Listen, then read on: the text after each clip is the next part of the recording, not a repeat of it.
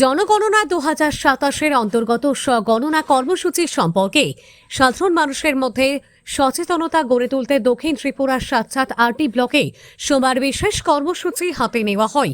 জনগণনা ২০২৭-এর অংশ হিসেবে স্বগণনা পদ্ধতি সম্পর্কে সাধারণ মানুষকে অবহিত করা এবং এই সুবিধার যথাযথ ব্যবহার নিশ্চিত করাই এই কর্মসূচির অন্যতম প্রধান উদ্দেশ্য।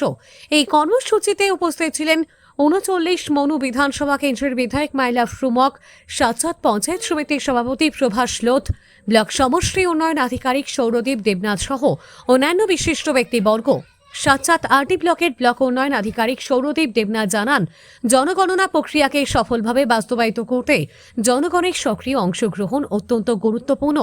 সেই লক্ষ্যেই স্বগণনার সুবিধা সম্পর্কে জনসচেতনতা বাড়ানোর উদ্যোগ নেওয়া হয়েছে।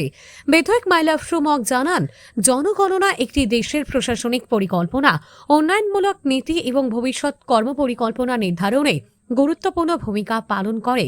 তাই জনগণনা ২০২৭-এর স্বগণনা কর্মসূচির সম্পর্কে সাধারণ মানুষের মধ্যে সঠিক তথ্য পৌঁছে দিতে এই উদ্যোগ বিশেষ তাৎপর্যপূর্ণ। ব্লক পঞ্চায়েত সমিতির চেয়ারপারসন প্রভাস লোধ এই কর্মসূচিতে জনগণের স্বতঃস্ফূর্ত অংশগ্রহণ আহ্বান করেন। Bureau report, S Bharat live.